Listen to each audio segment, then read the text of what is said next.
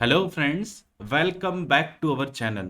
Friends, આજે આપણો જે વિષય છે તે આવનારી ગુજરાત સિવિલ જજની પરીક્ષા માટે મોસ્ટ ઇમ્પોર્ટન્ટ વિષય છે ને આજે આપણે વાત કરવાના છે ટ્રાન્સફર ઓફ પ્રોપર્ટી એક્ટ 1882.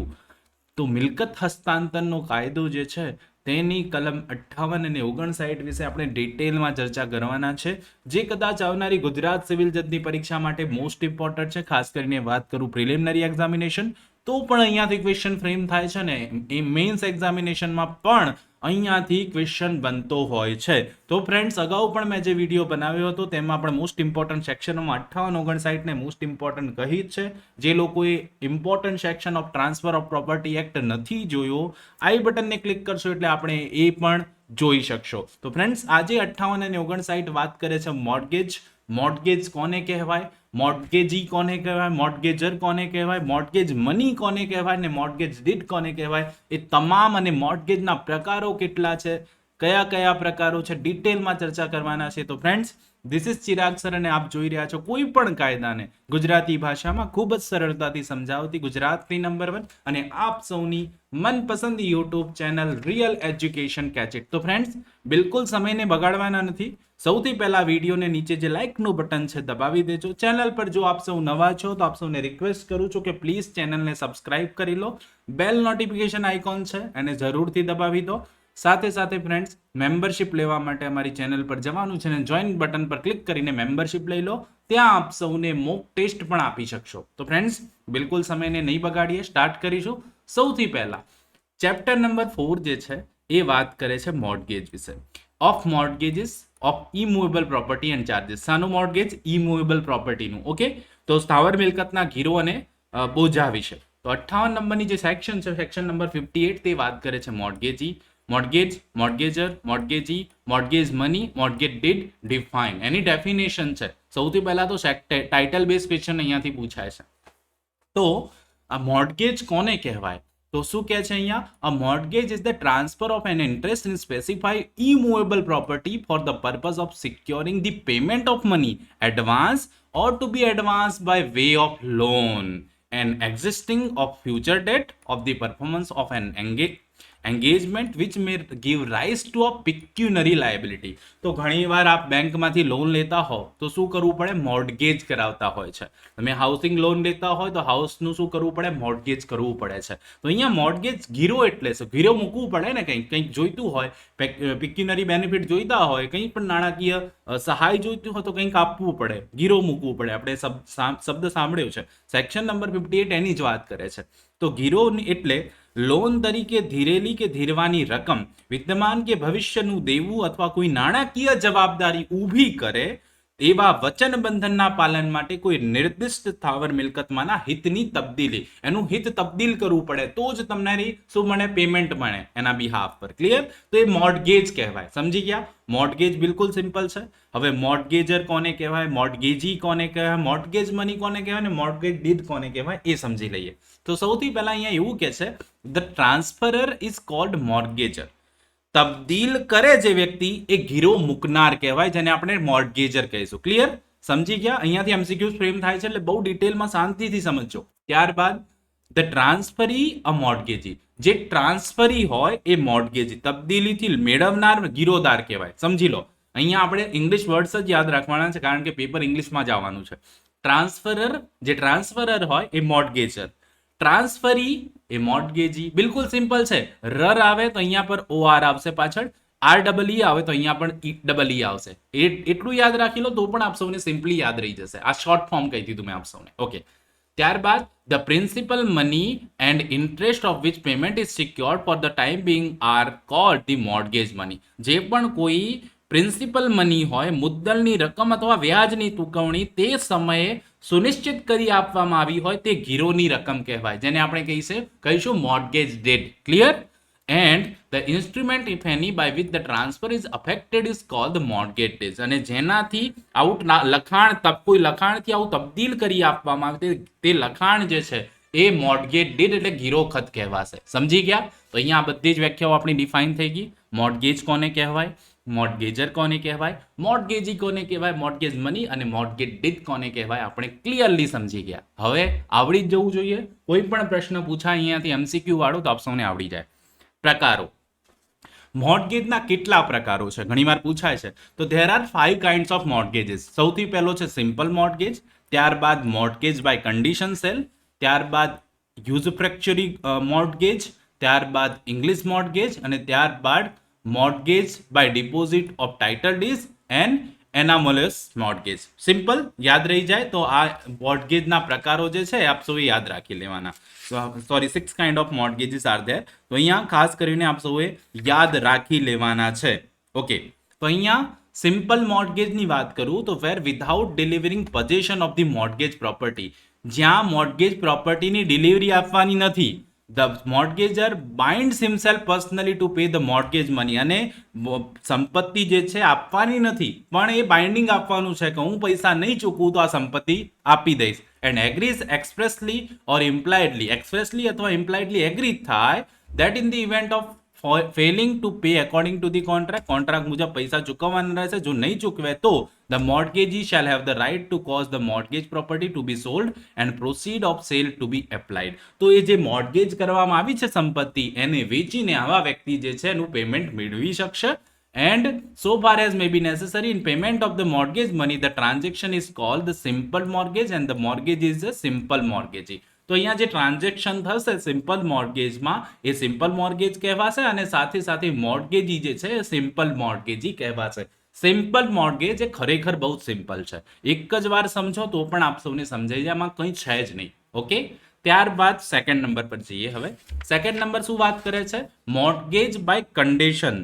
તો અહીંયા વાત કરવાની ખાસ કરીને ઇમ્પોર્ટન્ટ છે મોર્ટગેજ બાય કન્ડિશન સેલ.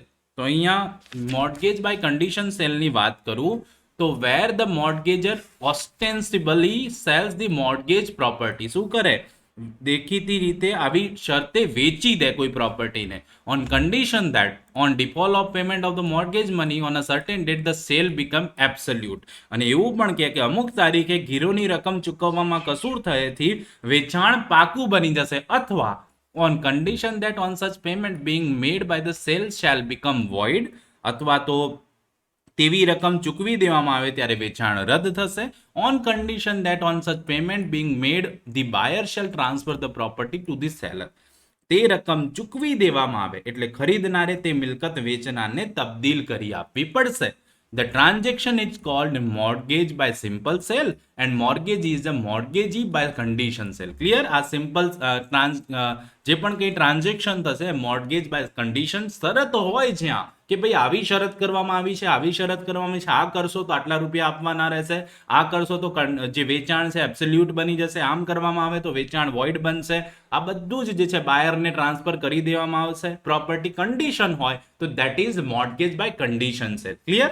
અને આવું મોર્ટગેજ જે છે કન્ડિશન સેલ દ્વારા કહેવાશે અને ધ મોર્ટગેજી જે છે એ મોર્ટગેજી બાય સિમ્પલ કન્ડિશન સેલ કહેવામાં આવશે. સિમ્પલ યાદ પણ રહી જાય તેવું, આમાં કંઈ અઘરું છે જ નહીં. ઓકે, એક પ્રોવાઇઝો છે provided that no such transaction shall be deemed to be mortgage unless the condition is embodied in the document which affect the or purports to affect the sale. અહીંયા એવું કે છે ખાસ કરીને એક નાનકડો પ્રોવાઇઝો આપવામાં આવ્યો છે કે પરંતુ જે દસ્તાવેજથી વેચાણ થયું હોય અથવા થયાનું અભિપ્રેત હોય તેમાં તે શરત સામેલ કરવામાં આવી ન હોય તો એવા કોઈ વ્યવહારને ગીરો તરીકે ગણવામાં આવશે નહીં.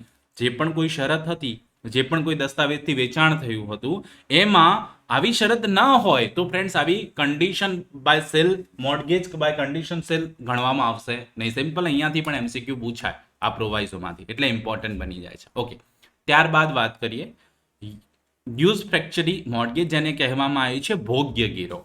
So where the mortgager delivers possession or expressly or by implication binds himself to deliver possession. આપી દે અથવા બાઇન્ડિંગ કરે કે હું પ્રોપર્ટી આપી દઈશ મોર્ટગેજર પ્રોપર્ટી જે પણ મોર્ટગેજની પ્રોપર્ટી હોય, or the mortgage property to the mortgagee and authorizes him to retain such possession until payment of the mortgage money and to receive the rents and profits occurring from the property. શું કરે?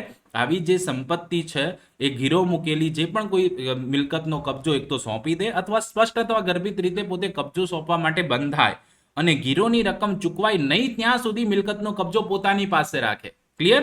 અને તેમાંથી જે પણ કોઈ ભાડું અથવા નફો ઉત્પન્ન થાય એ તેનો કોઈ ભાગ મેળવવાનો અને તે રકમને વ્યાજને બદલે અથવા ગીરોની રકમ વસૂલ કરવા માટે અથવા અંશતઃ જે પણ કોઈ વસ્તુ છે, lieu of interest or in the payment of the mortgage money or partly in the lieu of interest, partly in the payment of the mortgage money, the transaction is called usufructuary mortgage and the mortgagee usufructuary mortgagee કહેવાશે. તો friends, અહીંયા ભોગ્ય ગીરો એટલે કે જે પ્રોપર્ટીમાંથી કંઈ ઉપભોગ કરવાની વાત છે. તો જ્યારે આવું કંઈ પણ સંપત્તિ જે છે એને સોંપવામાં આવી છે, મોર્ટગેજ કરવામાં આવી છે, તો એ સંપત્તિમાંથી હિત જે પણ હોય એ લઈ લે વ્યક્તિ, ને સાથે સાથે અહીંયા એ પણ કહે છે કે એનું ઇન્ટરેસ્ટ છે એમાં કંઈ નફો અથવા કંઈ પણ હિત લે, એમાંથી ઉપભોગ કરે, તો એ ભોગ્ય ગીરો કહેવાશે. યાદ રાખી લેવાનું, મોસ્ટ ઇમ્પોર્ટન્ટ છે. અહીંયાથી ઇન્ટરેસ્ટ પાર્ટલી લે, અંશતઃ સ્વીકારે, તો ગીરોની રકમ વસૂલ કરવા માટે વિનિયોગ કરવાનો ગીરોદારને અધિકાર આપે, ત્યારે આવો વ્યવહાર જે છે કેવો કહેવાશે? ટ્રાન્ઝેક્શન કોલ યુઝફ્રેક્ચરી મોર્ટગેજ, જેને કહે ભોગ્ય ગીરો, અને મોર્ટગેજી યુઝફ્રેક્ચરી મોર્ટગેજી કહેવાશે. ક્લિયર? ઇમ્પોર્ટન્ટ છે, યાદ રાખી લેજો. ત્યારબાદ ઇંગ્લિશ મોર્ટગેજ, આ પણ બહુ જ ઇમ્પોર્ટન્ટ. અંગ્રેજી ગીરો કોને કહેવાય? Where the mortgagor binds himself to repay the mortgage money. Binding આપે કે ભાઈ જે મોર્ટગેજ મની હતી હું એક નિશ્ચિત તારીખે તમને સોંપી દઈશ. And transfer the mortgage property absolutely to the mortgagee, અને ટ્રાન્સફર કરી દે પ્રોપર્ટીને, દરેક જે પણ કોઈ સંપત્તિ હતી બધી ટ્રાન્સફર કરી દે મોર્ટગેજીને. But subject to a proviso that he will retransfer it to the mortgager upon payment of the mortgage money. પણ એક પ્રોવાઇઝો, એક શરત એવી મૂકવામાં આવે, જોગવાઈ એવી કરવામાં આવે કે ભાઈ જ્યારે પણ પૈસા જે મોર્ટગેજ મની છે ચૂકવી દેવામાં આવે છે ત્યારે આવી જે સંપત્તિ છે રીટ્રાન્સફર કરવાની રહેશે, અને સંમત થાય બંને પાર્ટીઓ, મોર્ટગેજર અને મોર્ટગેજી. તો આવું ટ્રાન્ઝેક્શન જે છે ઇંગ્લિશ ટ્રાન્ઝેક્શન કહેવાશે. ક્લિયર? સંપત્તિ સોંપી દેવાની છે અને ત્યારબાદ એમ પણ શરત રાખવાની છે કે ભાઈ જ્યારે પૈસા આપી દઉં, મોર્ટગેજ મની આપી દઉં, તો શું કરવાનું? રીટ્રાન્સફર કરી દેવાની પ્રોપર્ટી, અને સંમત થાય તો તે ઇંગ્લિશ મોર્ટગેજ કહેવાશે. ક્લિયર? બિલકુલ સિમ્પલ છે. ત્યારબાદ mortgage by deposit of title deed. Mortgage by deposit of title deed. Title ડીડથી મોર્ટગેજની વાત છે. ઓકે, તો અહીંયા ખાસ કરીને ટાઇટલ ડીડની વાત છે. હકપત્ર મૂકીને ગીરો. So, where a person in any of the following towns, namely the town in Calcutta, Madras, Bombay, and any other town which state government concerned may be notification official gets specified in behalf, delivers to a creditor or his agent document to title to immovable property with intent to create a security, therein the transaction is called mortgage by deposit of title deed. તો અહીંયા ખાસ કરીને જે towns હતા, કલકત્તા, મદ્રાસ, બોમ્બે, ને એમાં official ગેજેટથી કોઈ સંપત્તિ જે છે ક્રેડિટરને અથવા તેના એજન્ટ માટે ડોક્યુમેન્ટ લઈને ઇમૂવેબલ પ્રોપર્ટી જે છે એના પર સિક્યોરિટી ક્રિએટ કરવામાં આવે, ત્યારે આવું ટ્રાન્ઝેક્શન જે છે ટ્રાન્ઝેક્શન અથવા તો mortgage by deposit of title deed કહેવાશે. બિલકુલ સિમ્પલ છે. ક્વેશ્ચન અહીંયાથી જનરલી બનતો નથી, પણ પૂછાઈ જાય તો આવડવું જોઈએ. ઓકે, જી જે વાત કરે છે ખાસ કરીને એનામોલસ મોર્ટગેજ. ઓકે, તો અહીંયા ખાસ કરીને જે વાત છે એ વિલક્ષણ ગીરો જેને આપણે કહેતા હોઈએ, તો આ mortgage which is not a simple mortgage, એવું ગીરો કે જે સાદો ગીરો ન હોય. A mortgage by condition sale, usufructuary mortgage and English mortgage or mortgage by deposit of title deed within the meaning of this section it got. તો જે ઉપરના બધા જ ગીરો છે એવા કોઈ પણ પ્રકારનો ગીરો ન હોય, તો આવો ગીરો જે છે વિલક્ષણ ગીરો કે એનામલસ મોર્ટગેજ કહેવાશે. ક્લિયર? એનામલસ મોર્ટગેજ કહેવાશે. જે ઉપરના કોઈ પણ પ્રકારમાં ના આવતો હોય એ શું? વિલક્ષણ ગીરો. એનું લક્ષણ જ કંઈક અલગ છે, એટલા માટે વિલક્ષણ કહેવામાં આવ્યું. સમજી ગયા? તો અહીંયા સેક્શન નંબર 58 આપણે મોર્ટગેજ વિશે બહુ સિમ્પલી સમજી ગયા. મોર્ટગેજ કોને કહેવાય? મોર્ટગેજી, મોર્ટગેજર, મોર્ટગેજ મની, મોર્ટગેજ જે છે ડીડ કોને કહેવાય. સાથે સાથે આપણે મોર્ટગેજના પ્રકારો સમજ્યા. સિમ્પલ મોર્ટગેજ કોને કહેવાય, સાથે સાથે કન્ડિશન સેલ કોને કહેવાય, mortgage by condition sale, English mortgage, mortgage by deposit of title deed અને એનામલસ મોર્ટગેજ આપણે કોને કહેવાય, અને યુઝફ્રેક્ચરી મોર્ટગેજ જે છે ભોગ્ય ગીરો મોસ્ટ ઇમ્પોર્ટન્ટ છે. પ્રશ્ન બને તો આવડવા જોઈએ. ઓકે, 59 સેક્શન નંબર 59 શું કહે છે? Mortgage when do by assurance. હવે અશ્યોરન્સની વાત આવી.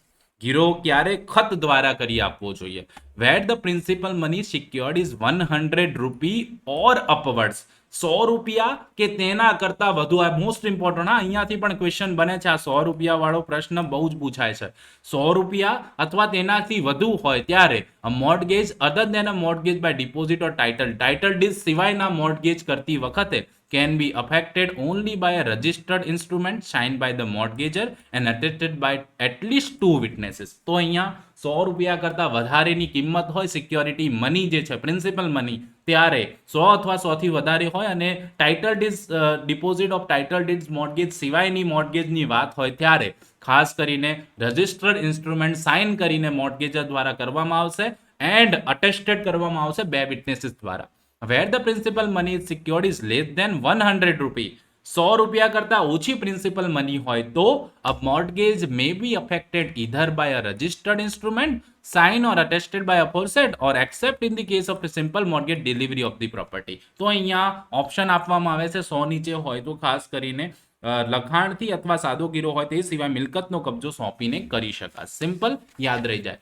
29A પણ છે, સોરી 59A પણ સેક્શન છે, reference to mortgages and mortgage include person delivering the title from them. So unless otherwise expressly provided reference in this chapter to mortgager and mortgages shall be deemed to include references to person delivering title from them respectively. Important નથી, પ્રશ્ન બનતો નથી. તો અહીંયા આપણે આ ચેપ્ટરને જોઈ ગયા છે. ખાસ કરીને ચેપ્ટરના જે પણ કોઈ મોર્ટગેજ વિશેની વાત છે, ખાસ કરીને સેક્શન નંબર 51 58 જે મોસ્ટ ઇમ્પોર્ટન્ટ છે પરીક્ષાની દ્રષ્ટિએ, પ્રશ્નો ઘણીવાર બનતા હોય છે એટલા માટે ખાસ ઇમ્પોર્ટન્ટ છે એટલે મેં કહી દીધું. આપ સૌને ખાસ યાદ રાખી લેજો. પ્રશ્ન બને તો આપ સૌને આવડવો જ જોઈએ. તો ફ્રેન્ડ્સ, આઈ હોપ સો આજના વિડીયોમાં આપ સૌને બિલકુલ ક્લિયરલી ખબર પડી ગઈ છે. મોર્ટગેજ આપે સાંભળ્યું હશે પણ ક્લિયરિટી આજે મળી જ ગઈ છે. પ્રકારો પણ આપ સૌ સમજી ગયા છો અને ખાસ કરીને મોર્ટગેજ કોને કહેવાય, મોર્ટગેજર કોને કહેવાય, મોર્ટગેજી કોને કહેવાય, મોર્ટગેજ મની, મોર્ટગેજ ડીડ કોને કહેવાય, બધું જ આપ ઇઝીલી સમજી ગયા છો. તો ફ્રેન્ડ્સ, પ્લીઝ આપ સૌને ક્લિયરલી ખબર પડી હોય તો નીચે લાઇકનું બટન છે, જરૂરથી મારા માટે દબાવી દેજો. ચેનલ પર જો નવા છો તો પ્લીઝ સબસ્ક્રાઇબ કરી લો યાર. બેલ નોટિફિકેશન આઇકોનને જરૂરથી દબાવી દેજો. તો ફ્રેન્ડ્સ, આવા જ નવા વિડીયો સાથે ફરીથી બહુ જલ્દી મળીશું. ત્યાં સુધી જોતા રહો અમારી channel real education catch it. ખૂબ ખૂબ ધન્યવાદ, ખૂબ ખૂબ આભાર.